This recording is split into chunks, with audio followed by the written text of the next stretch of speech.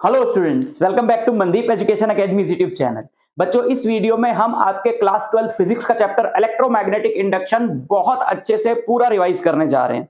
और अगर आपको इसके बढ़िया से नोट्स चाहिए तो लिंक डिस्क्रिप्शन में दे दूंगा, और स्टडी मटेरियल चाहिए तो Mandeep Education academy Telegram channel join कर लो या Mandeep Education academy app download कर लो। दोनों पर ही आपको बहुत सारा स्टडी मटेरियल मिल जाएगा और इन दोनों ही जगहों पे स्टडी मटेरियल रेगुलरली और अपलोड हो रहा है। तो बहुत ही इंपॉर्टेंट है आपके लिए ज्वाइन करना अगर आपको बढ़िया स्टडी मटेरियल चाहिए। प्लस ये सिर्फ रिवीजन वीडियो है। अगर आपको चैप्टर आता है और आप बहुत जल्दी से इस चैप्टर को रिवाइज करना चाहते हो तो उसके लिए ये वीडियो है। चैप्टर नहीं आता है तो पहले इसी चैप्टर पे मेरा डिटेल्ड वन शॉट वीडियो देख लो, वहां से आपको चैप्टर समझ में आ जाएगा। शुरू करते हैं। सबसे पहला टॉपिक है magnetic flux. Magnetic flux is the number of magnetic field lines passing through an area. बिल्कुल इलेक्ट्रिक फ्लक्स की तरह ही है ये। जैसे यहां पर एक एरिया है, ये मैग्नेटिक फील्ड पास हो रही है। एरिया की डायरेक्शन आप जानते हो कि परपेंडिकुलर टू द एरिया ली जाती है। बी और ए के बीच में एंगल है थीटा, तो मैग्नेटिक फ्लक्स होता है बी डॉट ए यानी B A cos theta. Magnetic flux की ऐसा यूनिट होती है वेबर, यानी कि tesla metre square. 1 weber is 1 tesla metre square. तो चैप्टर का नाम इलेक्ट्रोमैग्नेटिक इंडक्शन क्यों है? इलेक्ट्रोमैग्नेटिक इंडक्शन का मतलब है कि अगर एक कॉइल है, उस कॉइल के थ्रू अगर मैग्नेटिक फ्लक्स समय के साथ बदल रहा है तो उस कॉइल के दोनों एंड्स में एक ईएमएफ इंड्यूस हो जाएगा, यानी उस कॉइल के दोनों एंड्स में एक पोटेंशियल डिफरेंस सेटअप हो जाएगा और उसकी वजह से एक करंट फ्लो करवाया जा सकता है अगर सर्किट कंप्लीट कर लिया जाए तो। फॉर एग्जांपल, जैसे यहां पर एक कॉइल है, इसके ये दोनों एंड्स हमने खाली छोड़ दिए। अब इसके थ्रू जो number of magnetic field lines हैं विद टाइम वो चेंज हो रही हैं, और अगर यहां से एक सर्किट वगैरह कुछ भी कनेक्ट कर दिया जाए तो फिर उसमें करंट फ्लो करेगा। ऑब्वियसली करेगा, क्योंकि जब इन दोनों पॉइंट्स के बीच में पोटेंशियल डिफरेंस आ जाएगा और हमने यहां पर एक सर्किट लगा दिया तो फिर वहां तो करंट फ्लो करेगा ही करेगा। तो this phenomena of producing an induced EMF due to change in magnetic flux associated with a closed circuit is known as electromagnetic induction. Electromagnetic induction पे फैराडे ने एक्सपेरिमेंट्स किए और अपने एक्सपेरिमेंट्स के रिजल्ट्स को उसने Faraday's laws of electromagnetic induction बोल के दो लॉज में बताया। पहला लॉ ये कहता है कि जब भी एक कॉइल के थ्रू मैग्नेटिक फ्लक्स चेंज होगा, जैसे मर्जी चेंज हो, चाहे आप कॉइल को घुमाओ, चाहे कॉइल को रेस्ट पे रखो, मैग्नेटिक फील्ड चेंज करो, जैसे भी, अगर कॉइल के थ्रू मैग्नेटिक फ्लक्स चेंज होगा तो उस कॉइल के दोनों एंड्स में एक ईएमएफ इंड्यूस हो जाएगा। और सेकंड लॉ है, जितना तेजी से फ्लक्स चेंज होगा, ईएमएफ जो इंड्यूस होगा उसका मैग्नीट्यूड उतना ज्यादा होगा। ठीक।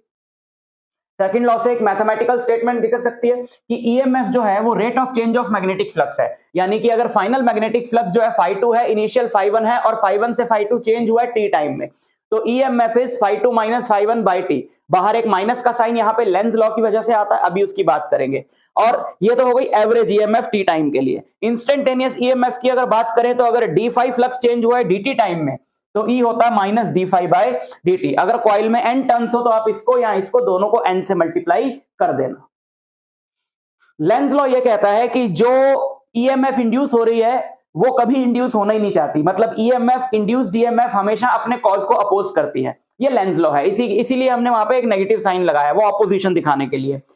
इससे हमें करंट, इंड्यूस्ड करंट की और इंड्यूस्ड ईएमएफ की डायरेक्शन निकालने में हेल्प मिलती है। कैसे? जैसे यहां पर एक मैग्नेट है, इस कॉइल की तरफ आ रही है, तो मैग्नेट का नॉर्थ पोल इसकी तरफ आ रहा है। अब जब मैग्नेट इस कॉइल की तरफ आएगी तो इसके थ्रू जो मैग्नेटिक फील्ड लाइंस हैं वो चेंज होंगी, है ना? तो इसमें फ्लक्स चेंज होगा तो इसमें करंट इंड्यूस होगा। तो उस करंट की डायरेक्शन क्या होगी? क्योंकि इस मैग्नेट के इस तरफ आने की वजह से इसमें करंट इंड्यूस हुआ है, तो ये मैग्नेट को इस तरफ आने से रोकेगा। और रोकेगा कैसे? नॉर्थ को कौन रिपेल करेगा? नॉर्थ रिपेल करेगा। तो ये अपने पास वाले एंड पे, जो मैग्नेट की तरफ इस कॉइल का एंड है, वहां पे क्या बना लेगा? नॉर्थ पोल बना लेगा। और नॉर्थ पोल बनाने के लिए इस तरफ जो करंट है वो एंटी क्लॉकवाइज डायरेक्शन में होगा, है ना? तो जैसे ये एन इधर आएगा मैग्नेट का, यहाँ एंटी क्लॉकवाइज, और इस तरफ क्लॉकवाइज डायरेक्शन में करंट इंड्यूस हो जाएगा। एक और एग्जांपल आपको मैं देता हूं। जैसे यहां पर एक कंडक्टर है जिसमें I बढ़ रहा है,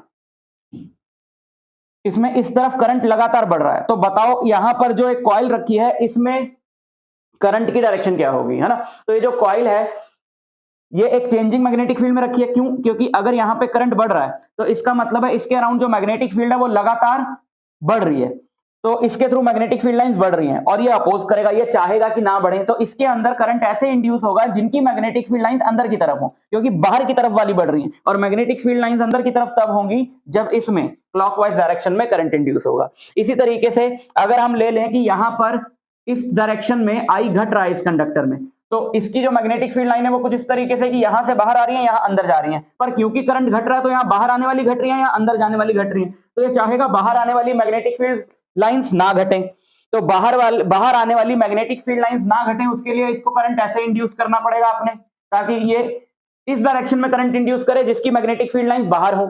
यहां पर अंदर जाने वाली मैग्नेटिक फील्ड लाइंस घट रही हैं, तो ये चाहेगा अंदर जाने वाली मैग्नेटिक फील्ड लाइंस ना घटे, तो ये ऐसे करंट इंड्यूस करेगा जिसकी मैग्नेटिक फील्ड लाइंस अंदर हो, यानी कि ऐसे। तो इसमें डायरेक्शन हो गई एंटी क्लॉकवाइज, इसमें हो गई क्लॉकवाइज। तो दैट इज लेंज लॉ। ठीक है, लेंज लॉ पूरी तरह कंजर्वेशन ऑफ एनर्जी के साथ है, बिकॉज अगर आप इसको इधर ला रहे हो और ये इसको रिपेल करेगा तो आपको एक्स्ट्रा एफर्ट करना पड़ेगा इसको इधर लाने के लिए, और वो एक्स्ट्रा एफर्ट है जो इलेक्ट्रॉन्स की kinetic energy and hence current में कन्वर्ट होता है। इंड्यूस्ड करंट की डायरेक्शन निकालने के लिए फ्लेमिंग्स राइट हैंड रूल भी यूज किया जा सकता है, जिसमें आपको थंब को कंडक्टर के मोशन की डायरेक्शन में रखना होता है, इसको मैग्नेटिक फील्ड की डायरेक्शन में रखना होता है, और सेंट्रल फिंगर से आपको डायरेक्शन ऑफ इंड्यूस्ड करंट मिलता है। मोशनल ईएमएफ, अगर किसी भी तरह के मोशन की वजह से ईएमएफ इंड्यूस हो तो उसको बोला जाता है मोशनल ईएमएफ, जिसका सबसे पहला केस ये है कि मान लो यहां पे हमारे पास एक ऐसा फ्रेम है और यहां पर एक मूवेबल आर्म है जिसको आगे पीछे किया जा सकता है। तो अगर इस आर्म को आगे पीछे किया जाएगा तो जो एनक्लोज्ड एरिया है वो बदलेगा, तो इस कॉइल के थ्रू मैग्नेटिक फील्ड लाइंस बदलेंगी तो इसमें करंट इंड्यूस होगा। ठीक है, वो करंट ईएमएफ इंड्यूस होगा और करंट इंड्यूस होगा। वो ईएमएफ क्या होगा? Minus d phi by dt। अब फाई क्या होता है? B A cos theta, cos 0 degree. Cos 0 degree क्यों है? क्योंकि मैग्नेटिक फील्ड लाइंस जो है वो अंदर की तरफ है और इस एरिया की डायरेक्शन भी आप अंदर की तरफ ले सकते हो, तो बी ए। तो इसमें जो ईएमएफ होगा वो होगा final flux BA2 minus BA1, क्योंकि ए चेंज हुआ है ना, बी तो चेंज नहीं हुआ तो बी बाहर आ गया। और चेंज इन एरिया क्या है बच्चों? एरिया में कितना चेंज हुआ है? मान लो ये x इधर आया है तो फाइनल एरिया कम होगा, इनिशियल एरिया ज्यादा होगा, तो कम में से ज्यादा वाला माइनस करोगे तो इसकी लेंथ l है, तो ये वाला आपको मिल जाएगा एरिया, ये वाला जो कि होगा lx माइनस lx। तो माइनस lx यहां रखा, l बाहर चला गया, dx by dt is the velocity जिससे इस कंडक्टर को मूव करा जा रहा है। तो मोशनल ईएमएफ हो गई BLV। ठीक, यानी कि एक L लेंथ का कंडक्टर अगर B मैग्नेटिक फील्ड में V वेलोसिटी से मूव करेगा तो उसके दोनों एंड्स में BLV magnetic field EMF induce हो जाएगा, sorry not magnetic field, EMF induce हो जाएगा। और अगर यही कंडक्टर रोटेट करेगा, याद रखना BL और V, एक सिंगल कंडक्टर के लिए BL और V तीनों म्यूचुअली परपेंडिकुलर होंगे, तभी उसके दोनों एंड्स में ईएमएफ इंड्यूस होगा।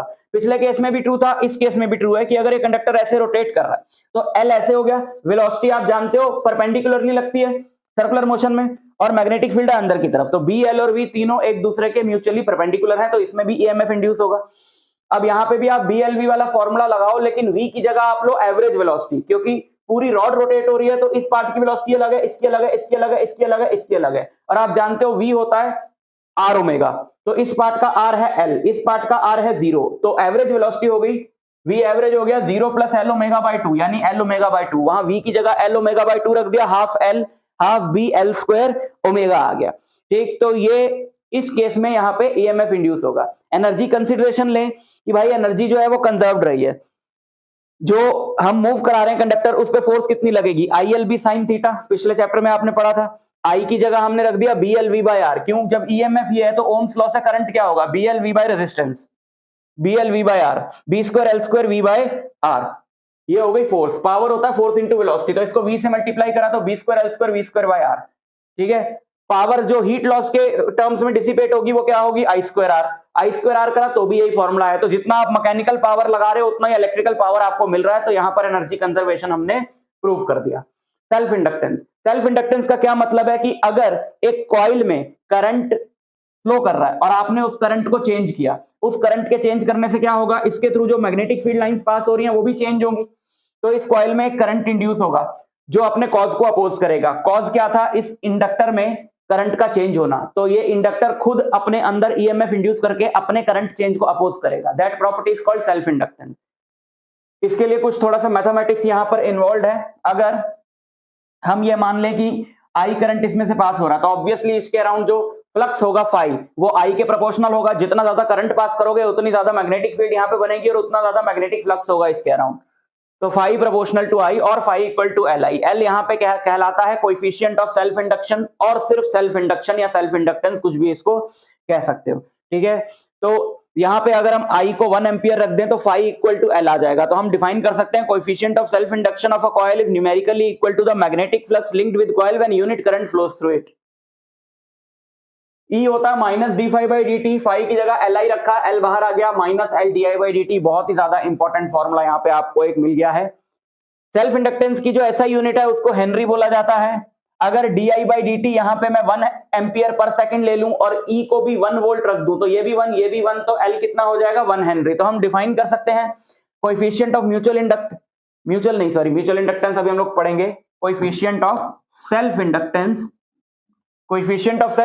is said to be 1 Henry when an EMF of 1 volt is induced in the coil when rate of change of current through it is 1 ampere per second। एक long solenoid का self inductance निकालना हो, ये हमारे पास एक long solenoid है, ठीक है। इसके अंदर जो मैग्नेटिक फील्ड होगी वो mu naught n I by L होगी।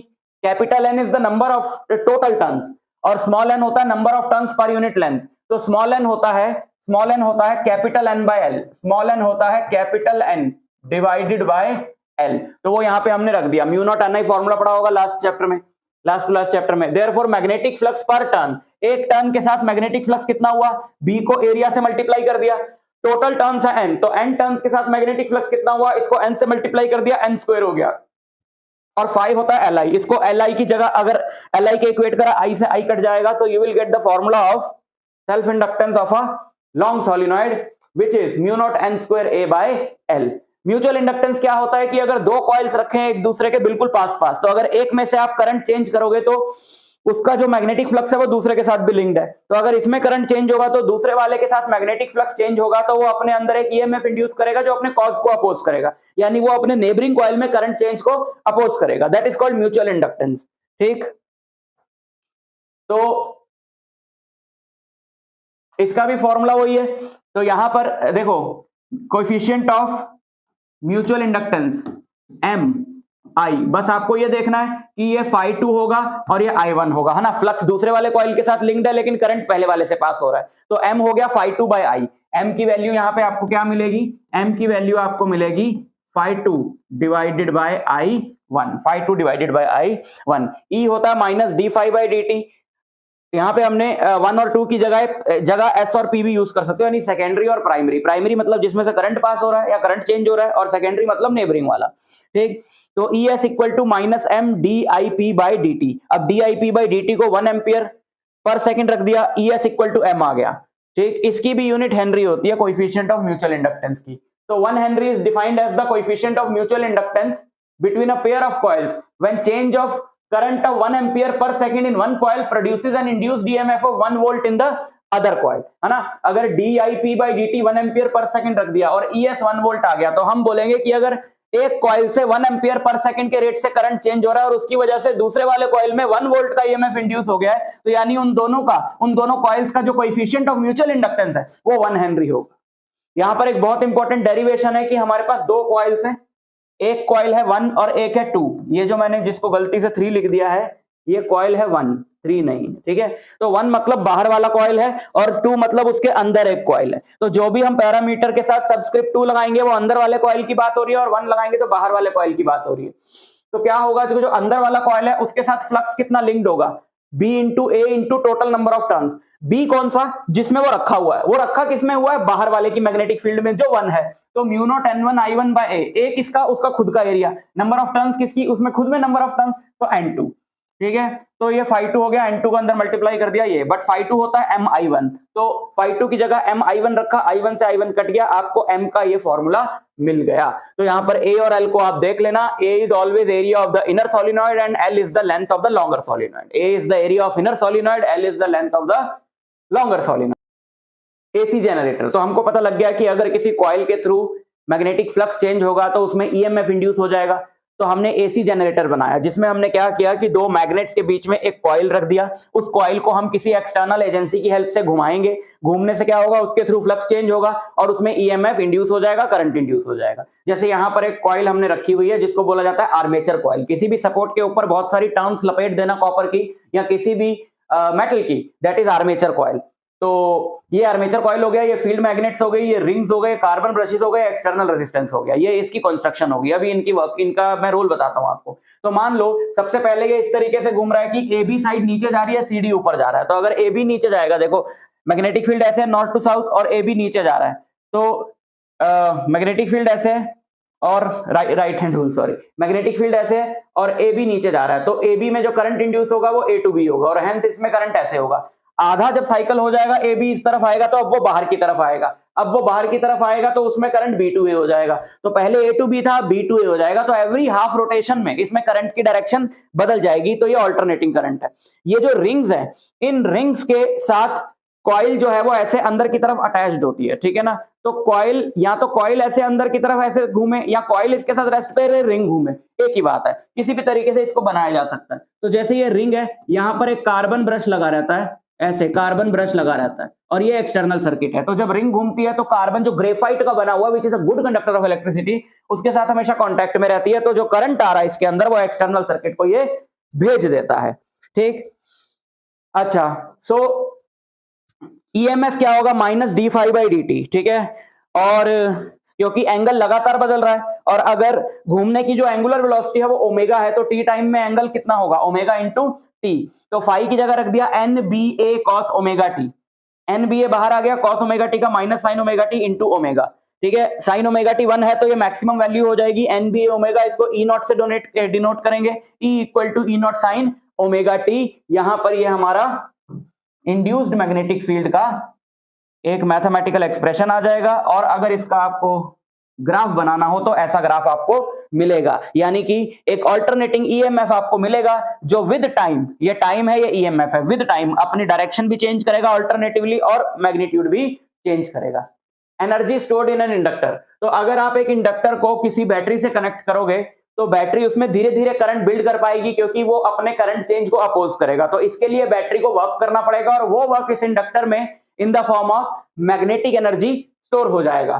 तो पावर है, इंस्टेंटेनियस पावर है, ई इंटू आई। मान लो किसी भी मूवमेंट पे इसके दोनों के अक्रॉस ईएमएफ है ई, और इसमें करंट है आई, तो ई इंटू आई, ठीक है। ई होता है L d I by d t, तो ई की जगह रख दिया L d I by d t, और पावर होता है d W by d t, तो पी की जगह d W by d t रख दिया, तो यहां से अपना dt से dt कट गया, w आ गया LIDI। So this is a small work done by the battery to increase the value of current by small amount di in the inductor.